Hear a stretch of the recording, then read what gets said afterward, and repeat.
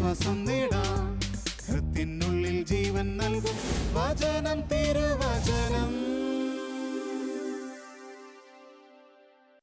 പിതാവിൻ്റെയും പുത്രൻ്റെയും പരിശുദ്ധാത്മാവിൻ്റെയും നാമത്തിൽ ആമേൻ. നമുക്ക് പ്രാർത്ഥിക്കാം. കർത്താവായ ഈശോയെ, അങ്ങയുടെ കരങ്ങളിലേക്ക് വചനവ്യാഖ്യാനത്തെയും വചനം ശ്രവിക്കുന്ന ലോകമെമ്പാടുമുള്ള നിൻ്റെ എല്ലാ മക്കളെയും സമർപ്പിക്കുന്നു.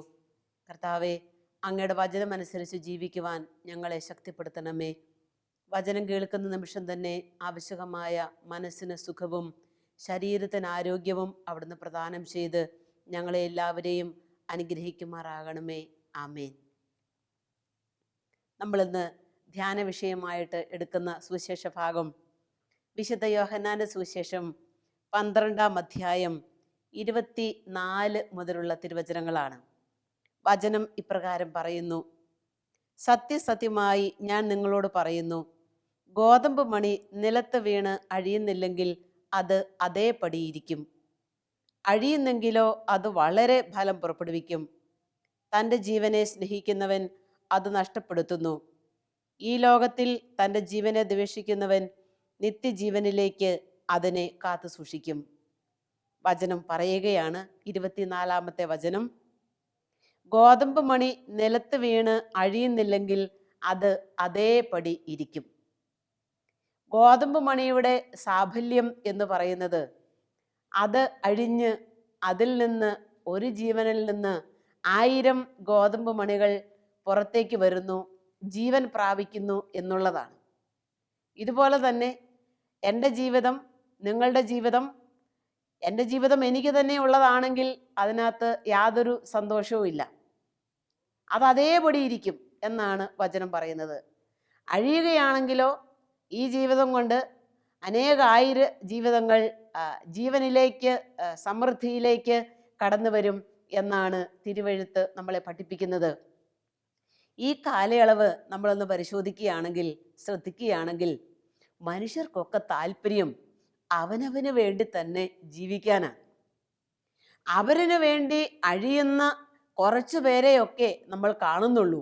പക്ഷേ ആ കുറച്ചു പേരിലൂടെ ദൈവം വൻ കാര്യങ്ങൾ പ്രവർത്തിച്ചുകൊണ്ടിരിക്കുകയാണ്.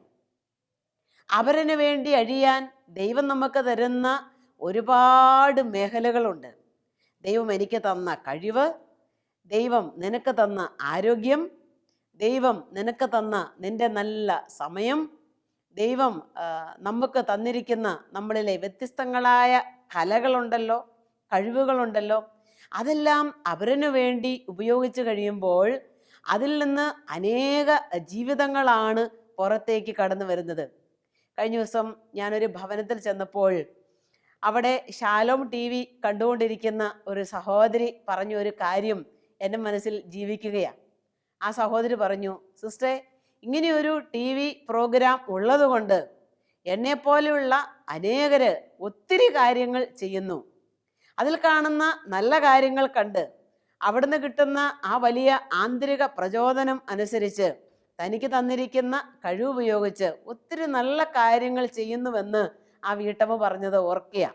ആ സഹോദരിയുടെ വീട്ടിലെ കാര്യങ്ങളാണെങ്കിലും സ്നേഹത്തോടും തീക്ഷ്ണതയോടും വിശ്വാസത്തോടും ചുറുചുറുക്കോടും കൂടെ ചെയ്യുകയാണ്. അങ്ങനെയാണെങ്കിൽ സമൃദ്ധിയുടെ ഉറവിടം എന്ന് പറയുന്നത് ദൈവമാണ്. ദൈവമാണ് എല്ലാ മനുഷ്യർക്കും സമൃദ്ധി നൽകുന്നത്. ഒരു ഗോതമ്പ് മണിയിൽ നിന്ന് 1000 മണികളാണ് ജീവനിലേക്ക് കടന്നു വരുന്നത്. അതുപോലെ തന്നെ ദൈവം നമുക്ക് തരുന്ന ഈ സമൃദ്ധി കൊണ്ട് അനേകായിരങ്ങൾ സന്തോഷമായിട്ട്, സമാധാനമായിട്ട്, സൗഭാഗ്യത്തിൽ ജീവിക്കുന്നത് കാണാനായിട്ട് നമുക്ക് സാധിക്കണം. രാജാക്കന്മാരുടെ 1-ാം പുസ്തകം 17-ാം അധ്യായത്തിലേക്ക് നമ്മൾ കടന്നു വരുമ്പോൾ ഏലിയ പ്രവാചകനെ നമ്മൾ കാണുന്നുണ്ട്. 11 മുതലുള്ള തിരുവചനങ്ങളിലേക്ക് നമ്മൾ കടന്നു ചെല്ലുമ്പോൾ സറാഫാത്തിലേക്ക് മടങ്ങിയ പ്രവാചകന് ഭക്ഷണവും വെള്ളവും ആവശ്യമായി വരികയാണ്. അങ്ങനെ ഇരിക്കുമ്പോഴാണ് ഒരു വിധവ വിറക് ശേഖരിക്കാനായിട്ട് പോകുന്നത് കണ്ടത്. പ്രവാചകൻ പറഞ്ഞു, വിധവയോട് പറഞ്ഞു, എനിക്ക് അല്പം വെള്ളം വേണം. വെള്ളം വേണം മാത്രമല്ല ഭക്ഷണവും എനിക്ക് വേണം. ഉടനെ ഈ വിധവ പ്രവാചകനോട് പറയുന്ന വചനം നമ്മൾ കാണുകയാണ്. 12-ാം വചനം: നിന്റെ ദൈവമായ കർത്താവാണ്, എൻ്റെ കയ്യിൽ അപ്പം ഇല്ല. വിശക്കുന്നുണ്ട്, അപ്പം വേണം, അപ്പം ചോദിച്ചു, അപ്പം ഇല്ല. അടുത്ത വചനം, ആകെയുള്ളത് കലത്തിൽ ഒരു പിടി മാവും ഭരണിയിൽ അല്പം എണ്ണയുമാണ്. അടുത്ത വചനം പറയ ശ്രദ്ധേയമാണ്. ഞാൻ 2 ചുള്ളി വിറക് പറക്കുകയാണ്. 2 ചുള്ളി വിറക് നോക്കണം, വളരെ ലളിതമായൊരു കാര്യം. 2 ചുള്ളി വിറക്, ഒരു കുഞ്ഞപ്പം ചുടാനായിട്ട് എനിക്ക് 2 ചുള്ളി വിറക് മതി. അത് ഞാൻ പറക്കിയെടുക്കുകയാണ്. ഇത് കൊണ്ട് ചെന്നിട്ട് അപ്പം ഉണ്ടാക്കിയിട്ട് ഞാനും എൻ്റെ ഏക മകനും കഴിക്കും. കഴിച്ചിട്ട് ഞങ്ങൾ മരിക്കാൻ പോകുകയാണ്. എന്ന് വെച്ചാൽ അന്നമില്ലാതെ ഭക്ഷണമില്ലാതെ ഞങ്ങളുടെ ജീവിതം വഴിമുട്ടി നിൽക്കുക. ഇതാണ് പ്രവാചകനോട് പറയുന്നത്. ഈ പ്രവാചകൻ അതിന് ആൻസർ കൊടുക്കുന്നത് അതിലും അത്ഭുതകരമാണ്. വചനം പറയുന്നു, ഏലിയ അവളോട് പറഞ്ഞു, ഭയപ്പെടണ്ട. ആദ്യം തന്നെ ആ ഇല്ലായ്മയിൽ അവളെ അങ്ങ് ശക്തിപ്പെടുത്തി. ഭയപ്പെടണ്ട, നീ ചെന്ന് പറഞ്ഞതുപോലെ ചെയ്യുക. എന്താ പറഞ്ഞത്? ആദ്യം കാലത്തിലുള്ള ആ ഒരപ്പം ഉണ്ടാക്കാനുള്ള മാവാണെങ്കിൽ ആയിക്കോട്ടെ, ആ മാവ് കൊണ്ട് ഒരപ്പം ഉണ്ടാക്കി എനിക്കിത് ആദ്യം, എന്നിട്ട് നീയും നിൻ്റെ കുഞ്ഞുങ്ങളുടെ അത് കഴിച്ചിട്ട് ബാക്കി എന്നാന്ന് ചെയ്യാം. നമ്മൾ വചനം വായിച്ച് പോകുമ്പോൾ കാണുകയാണ്, ആ പ്രവാചകൻ പറഞ്ഞതുപോലൊക്കെ തന്നെ ഈ സഹോദരി ചെയ്തു. 14-ാമത്തെ വചനം, എന്തെന്നാൽ താൻ ഭൂമിയിൽ മഴ പെയ്യിക്കുന്നത് വരെ കലത്തിലെ മാവ് തീർന്നു പോവുകയില്ല, ഭരണിയിലെ എണ്ണ വറ്റുകയുമില്ല എന്ന് ദൈവമായ കർത്താവ് അരുളി ചെയ്യുന്നു. പ്രവാചകന് ഈ വിധവ ആവശ്യമായ ഭക്ഷണവും വെള്ളവും നൽകാൻ ദൈവം സമൃദ്ധി കൊടുത്തു. ഇവിടെ നമ്മൾ കാണുന്ന ഈ വചനത്തിൻ്റെ അന്തരാർത്ഥം എന്ന് പറയുന്നത്, നമ്മുടെ ഒക്കെ ദാരിദ്ര്യങ്ങൾ, ഒരുപക്ഷെ ആത്മാവിൻ്റെ ദാരിദ്ര്യമായിരിക്കാം, അല്ലെങ്കിൽ ഭൗതിക ജീവിതത്തിൻ്റെ ദാരിദ്ര്യങ്ങളായിരിക്കാം, അല്ലെ ഇല്ലായ്മയുടെ ദുഃഖങ്ങളായിരിക്കാം. ആദ്യമേ തന്നെ പ്രവാചകൻ പറയാണ്, ഭയപ്പെടണ്ട, ആദ്യം എനിക്കിതാ. അനുസരിച്ചു കഴിഞ്ഞപ്പോൾ ദൈവത്തിൻ്റെ സമൃദ്ധി കരകവിഞ്ഞൊഴുകുന്നത് നമ്മൾ കാണുകയാണ്. അവിടെ കലത്തിലെ മാവ് തീർന്നില്ല, എണ്ണ തീർന്നില്ല. അവരത് കൊണ്ട് കുറേ കാലം കൂടെ ജീവിച്ചു. സഹോദരന്മാരെ, നമ്മുടെയൊക്കെ ഭവനത്തിലെ സമൃദ്ധി എന്ന് പറയുന്നത് ദൈവമല്ലേ? നമ്മുടെ സമൃദ്ധി എന്ന് പറയുന്നത്. തക്ക സമയത്ത്, ആവശ്യ സമയത്ത്, ആവശ്യാനുസരണം നമുക്ക് തരാൻ നമ്മുടെ ദൈവത്തിന് കഴിവുണ്ട്, നമ്മുടെ ദൈവത്തിന് സാധിക്കും. നമുക്ക് ഏലിയ പ്രവാചകൻ പറഞ്ഞത് അനുസരിച്ച് ചെയ്തപ്പോൾ ആ വിധവയുടെ കലത്തിലെ മാവ് തീർന്നു പോയില്ല എങ്കിൽ, എണ്ണ തീർന്നു പോകുന്നതായിട്ട് നമ്മൾ കാണുന്നില്ല എങ്കിൽ, ഓർത്തുകൊള്ളുക, നമുക്കൊക്കെ സമൃദ്ധി തരാനായിട്ട് കഴിവുള്ള ഒരൊറ്റ ആളേ ഉള്ളൂ, അത് ദൈവമാണ്. നമ്മൾ വിചാരിക്കും മറ്റു പലരുടെ അടുത്ത് പോയാൽ നമുക്ക് സമൃദ്ധി കിട്ടും, സന്തോഷം കിട്ടും, ആനന്ദം കിട്ടും, സമാധാനം കിട്ടും എന്നൊക്കെ. അതൊക്കെ തീർന്നു പോകുന്ന കാര്യങ്ങളാണ്, അതൊക്കെ ഇല്ലായ്മ ചെയ്യപ്പെടുന്ന കാര്യങ്ങളാണ്. എന്നാൽ ദൈവം നമുക്ക് തരുന്ന സമൃദ്ധി അത് തീരാത്ത ഒരു സമൃദ്ധിയാണ്. തിരുവചനത്തിലേക്ക് നമ്മൾ കടന്നു ചെല്ലുമ്പോൾ നമ്മൾ കാണുകയാണ്, ഞങ്ങൾ കൊല്ലം എന്ന് പറയുന്ന ഒരു സ്ഥലത്ത് ധ്യാനം നടത്തിക്കൊണ്ടിരിക്കുക. ധ്യാനത്തിന് 2-ാമത്തെ ദിവസം ഒരു പാവപ്പെട്ട സഹോദരി അതിങ്ങനെ ഭവനങ്ങളൊക്കെ തൂത്ത് തുടച്ച് അവിടുന്ന് കിട്ടുന്ന വരുമാനം കൊണ്ട് ജീവിക്കുക. രോഗിയായൊരു ഭർത്താവുണ്ട്, വിവാഹപ്രായമെത്തിയ 2 പെൺമക്കളുണ്ട്, പഠിച്ചുകൊണ്ടിരിക്കുന്ന ഒരു ആൺകുഞ്ഞുമുണ്ട് ഈ സഹോദരിക്ക്. ധ്യാനത്തിൻ്റെ ഈ 3-ാം ദിവസം എൻ്റെ കയ്യിൽ ഒരു 200 രൂപ കൊണ്ട് തന്നു. 200 രൂപ കൊണ്ട് തന്നിട്ട് പറഞ്ഞു, സിസ്റ്ററെ, ഇത് സുവിശേഷ വേലയ്ക്ക് വേണ്ടിയിട്ട് ഉപയോഗിക്കണം, എൻ്റെ സഹോദരി, എൻ്റെ കണ്ണ് നിറഞ്ഞുപോയി. ഞാൻ ആ സ്ത്രീയുടെ മുഖത്തേക്ക് നോക്കി. സ്വർണത്തിൻ്റെ ഒരു തരി പോലുമില്ല, കാതിലുമില്ല, കയ്യിലുമില്ല, കഴുത്തിലുമില്ല. ഒരു പാവപ്പെട്ട സ്ത്രീയെ. ഞാൻ ആ പൈസയിലേക്ക് നോക്കിയിട്ട് ഞാൻ ആ മുഖത്തേക്ക് വീണ്ടും നോക്കി. എനിക്കൊന്നും മിണ്ടാനായിട്ട്, സംസാരിക്കാനായിട്ട് തോന്നിയില്ല. അല്പസമയത്ത് എൻ്റെ നിശബ്ദതയെ ഭേദിച്ചുകൊണ്ട് ഈ സഹോദരി എന്നോട് ചോദിച്ചു, സിസ്റ്റർ കുറഞ്ഞു പോയല്ലേ? ഞാൻ ആ ചേച്ചിയുടെ കൈക്ക് കയറി മുറുകെ പിടിച്ചിട്ട് ഞാൻ പറഞ്ഞു, ചേച്ചി, ഇത് വചനത്തിൽ ഞാൻ വായിച്ചിട്ടും ധ്യാനിച്ചിട്ടുമുണ്ട്, പക്ഷെ ഇത്രയും പ്രകടമായ ഒരു അനുഭവം ആ സ്ത്രീ ആകട്ടെ അവളുടെ ദാരിദ്ര്യത്തിൽ നിന്ന് ഉള്ളത് മുഴുവനും എടുത്ത് കൊടുത്തു എന്ന് വിധവയുടെ കാണിക്കയെക്കുറിച്ചുള്ള ഭാഗം നമ്മൾ വായിച്ച് ധ്യാനിക്കുമ്പോൾ കർത്താവ് പറയുന്ന ഒരു കാര്യമുണ്ട്. ഇവളാകട്ടെ ഇവളുടെ ദാരിദ്ര്യത്തിൽ നിന്ന് തൻ്റെ ഉപജീവനത്തിനുള്ളത് ഇവൾ കൊടുത്തിരിക്കുന്നു. ഈ ചേച്ചി എന്നോട് പറഞ്ഞു, സിസ്റ്ററെ, കൊടുക്കുന്ന അനുസരിച്ചല്ലേ ദൈവം തരുന്നത്. ഇന്ന് വരെ എൻ്റെ വീട്ടിൽ ഒന്നിനും ഒരു മുട്ടുണ്ടായിട്ടില്ലെന്നേ. സിസ്റ്റർ സന്തോഷത്തോടെ ഇത് കൈപ്പിടിച്ചോ, ഇത് സുവിശേഷ വിലയ്ക്ക് വേണ്ടിയിട്ട് ഉപയോഗിച്ചോ. ഇതെൻ്റെ അധ്വാനത്തിൻ്റെ ഒരു സമ്മാനമാണ്, ഇതെൻ്റെ അധ്വാനത്തിൻ്റെ ഒരു സമ്മാനമാണ്. ദൈവമാണ് സമൃദ്ധിയുടെ ഉറവിടമെന്ന് പാവപ്പെട്ട മനുഷ്യരുടെ വരെ ഉള്ളിൽ അവൻ തങ്കലിപികളിൽ എഴുതി വെച്ചേക്കുകയാണ്. ദൈവമാണ് സമൃദ്ധിയുടെ ഉറവിടം. ഉള്ളത് അനുസരിച്ച് പങ്കുവയ്ക്കാനായിട്ട് മറ്റുള്ളവരെ പ്രേരിപ്പിക്കുന്ന ദൈവത്തിൻ്റെ വലിയ സ്നേഹം. പ്രഭാഷകന്റെ പുസ്തകത്തിലേക്ക് നമ്മൾ കടന്നു ചെല്ലുമ്പോൾ 17-ാം അധ്യായത്തിൻ്റെ 22-ാമത്തെ തിരുവെഴുത്ത് വളരെ ശ്രദ്ധേയമാണ്.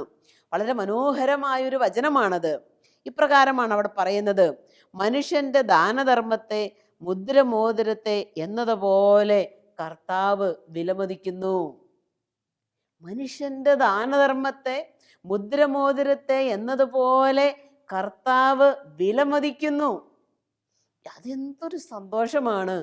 നമ്മളുടെ ഈ ഒരു കൊടുക്കൽ കാര്യം എന്ന് പറയുന്നത് കർത്താവ് അത് വളരെ കാര്യമുള്ള ഗൗരവമുള്ള കാര്യമായി പരിഗണിച്ചുകൊണ്ട് അതിനെ വിലമതിക്കുകയാണ്.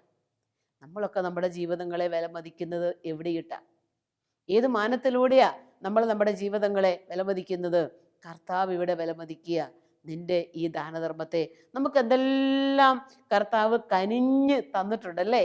ഒരുപാട് സമൃദ്ധിയുള്ളവരുണ്ട്, സമ്പത്തുള്ളവരുണ്ട്, നല്ല ആരോഗ്യമുള്ളവരുണ്ട്, നല്ല ജോലിയും ഉയർന്ന ശമ്പളവും അല്ലേ ഉള്ളവരുണ്ട്, നല്ല ബുദ്ധി വൈഭവം ഉള്ളവരുണ്ട്.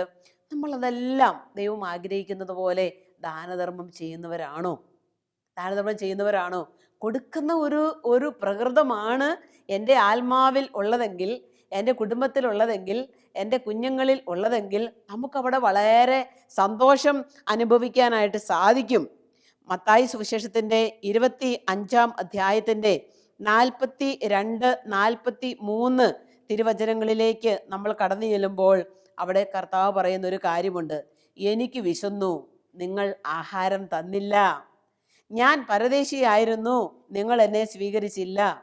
ഞാൻ നഗ്നനായിരുന്നു, നിങ്ങൾ എന്നെ ഉടുപ്പിച്ചില്ല. ഞാൻ രോഗാവസ്ഥയിലും കാരാഗ്രഹത്തിലുമായിരുന്നു, നിങ്ങൾ എന്നെ സന്ദർശിച്ചില്ല. കേട്ടോ, കർത്താവ് ഓരോന്നും എടുത്തെടുത്ത് പറയുകയാണ്. അടുത്ത വചനം വളരെ ശ്രദ്ധേയമാണ്.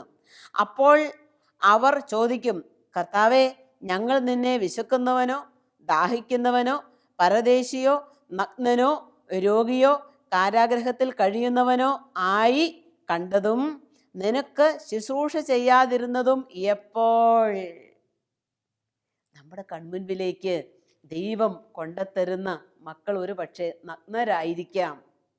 ആത്മാവിൻ്റെ നഗ്നത, അവരെ സഹായിക്കാനായിട്ടുള്ള കടമ നമുക്കുണ്ട്. അത് നമ്മൾ ചെയ്തില്ലെങ്കിൽ കർത്താവ് ഇതുപോലെ കൃത്യമായി നമ്മളോട് ചോദിക്കും. നഗ്നനായി കണ്ടിട്ട് നീ എനിക്ക് വേണ്ടി ഒന്നും ചെയ്തില്ലല്ലോ. ആത്മീയമായ ദാഹത്തിന് വേണ്ടി ഓടി നടക്കുന്ന ഒരു ദൈവ പൈതലായിരുന്നു അത്. അവൻ്റെ ആത്മദാഹം ശമിപ്പിക്കാൻ എനിക്ക് നല്ല വാക്കുകൾ പറയാമായിരുന്നു, അതല്ലെങ്കിൽ എനിക്കൊരു വചനം കൊടുക്കാമായിരുന്നു, അതല്ലെങ്കിൽ ഒരു ധ്യാന കേന്ദ്രത്തിലേക്ക് എനിക്ക് അവനെ പറഞ്ഞു വിടാമായിരുന്നു. കർത്താവ് കൃത്യമായിട്ട് കണക്ക് ചോദിക്കുക. ഞാൻ എൻ്റെ ശരീരത്തിൻ്റെ തണുപ്പ് മാറ്റാൻ നിങ്ങൾ എനിക്ക് വസ്ത്രം തന്നില്ലല്ലോ. ചിലരുടെയൊക്കെ ഭവനങ്ങളിലേക്ക് ഒന്ന് നോക്കിക്കേ, അല്ല നമ്മുടെയൊക്കെ വീട്ടിലേക്ക് നോക്കിക്കേ, എന്തുമാത്രം ഡ്രസ്സുകളാണ്. ആവശ്യമുള്ളതും ആവശ്യമില്ലാത്തതുമായ കാര്യങ്ങൾ കർത്താവ് പറയുക. അത് കാത്തിരിക്കുന്ന അനേകം മക്കളുണ്ട് നമുക്ക് ചുറ്റും. ആ ഒരു സെറ്റ് ഡ്രസ്സിന് വേണ്ടി ആശിക്കുന്ന അനേകരുണ്ട്. എനിക്ക് നിങ്ങൾ തന്നില്ല എന്ന് കർത്താവ് പറയും. അവിടെ ചെന്ന് കർത്താവ് ചോദിക്കുമ്പോൾ എപ്പോഴാ കർത്താവ് നീ എന്നോട് ചോദിച്ചെന്ന് ചോദിക്കരുത്. നമ്മുടെ കൺമുൻപിൽ ദൈവം തക്കതായ വ്യക്തികളെ കൊണ്ട് മുട്ടിച്ചു തരും. അപ്പം നമ്മളോട് പറയും, ഇത് വസ്ത്രമില്ലാത്ത ആളാകട്ടോ, ഇത് ആത്മീയമായി ദാരിദ്ര്യം അനുഭവിക്കുന്ന ആളാകട്ടോ, ഇത് വളരെ ആത്മജലത്തിന് വേണ്ടി കൊതിക്കുന്ന ആളാകട്ടോ. കർത്താവ് നമ്മുടെ കൺമുൻപിൽ കൊണ്ട് തരുമ്പോൾ അതിനെല്ലാം നമ്മൾ ആൻസർ ചെയ്യാനായിട്ട് കടപ്പെട്ടവരാണ്. കർത്താവ് എന്തോരം നമുക്ക് തന്നിട്ടുണ്ട്. സഹോദരി സഹോദരന്മാരെ, നമുക്ക് കൊടുക്കാം. സമൃദ്ധി കർത്താവിൻ്റെ കരങ്ങളിലാണ്, മറക്കല്ല്. സമൃദ്ധി കർത്താവിൻ്റെ കരങ്ങളിലാണ്. നമ്മുടെയൊക്കെ വീടുകളിലൊക്കെ കൂടി എന്തോരം സാധനങ്ങളാണ്. കഴിഞ്ഞ ദിവസം ഞങ്ങളൊരു ഭവനത്തിൽ പോയി. ശരിക്കും പറഞ്ഞാൽ പാവപ്പെട്ട ഒരു അക്രൈസ്തവ കുടുംബമാണ്. ഒരു കഞ്ഞി വെക്കാൻ ഒരു നല്ല കലം പോലും ആ വീട്ടിലില്ല. അപ്പം ഞാൻ ഓർത്ത്, എൻ്റെ ദൈവമേ, ഇത്രയും ദാരിദ്ര്യത്തിൽ കഴിയുന്ന മക്കളുണ്ടല്ലോ, അവരെയൊക്കെ കണക്കിലെടുത്ത് കർത്താവ് ചോദിക്കും, നമ്മുടെ ഈ സുഖ സുഷുപ്തിയിൽ നമ്മളിങ്ങനെ കിടന്ന് ജീവിക്കുമ്പോൾ നമ്മുടെ ആവശ്യം തേടി വരുന്ന മക്കൾ സ്വർഗത്തിൽ ചെല്ലുമ്പോൾ കർത്താവ് ചോദിക്കുന്ന ചോദ്യങ്ങളാണിതെല്ലാം. ഇതിനൊക്കെ നന്നായി ആൻസർ ചെയ്താൽ മതി, നമുക്ക് ഈ ഭൂമിയിലെ ജീവിതം സന്തോഷകരമായി തീരും. Hallelujah, hallelujah, hallelujah. അതുകൊണ്ട് നമുക്ക് കർത്താവ് നമുക്ക് തന്നത് അനുസരിച്ച് അവരിന് കൊടുക്കാനായിട്ട് നമുക്ക് സാധിക്കട്ടെ. തോബിത്തിൻ്റെ പുസ്തകം 4-ാം അധ്യായം 10-11 തിരുവചനങ്ങൾ വളരെ നല്ല ഒരു തിരുവചനമാണ്. ദാനധർമ്മം മൃത്യുവിൽ നിന്ന് നമ്മളെ രക്ഷിക്കുകയും അന്ധകാരത്തിൽ പെടുന്നതിൽ നിന്ന് കാത്തുകൊള്ളുകയും ചെയ്യുന്നു. നോക്ക്, ഞാൻ ചെയ്യുന്ന ഒരു കൊച്ചു കാര്യം, ഒരു ഗ്ലാസ് വെള്ളം കൊടുക്കുന്നതായിരിക്കാം, ഒരു പേന കൊടുക്കുന്നതായിരിക്കാം, ഒരു വസ്ത്രം കൊടുക്കുന്നതായിരിക്കാം, അല്ലെ ഒരു 1000 രൂപയോ 100 രൂപയോ, എന്താ ദൈവം നിനക്ക് എന്ത് തന്നിട്ടുണ്ടോ അതനുസരിച്ച് കൊടുക്കുന്നതായിരിക്കാം.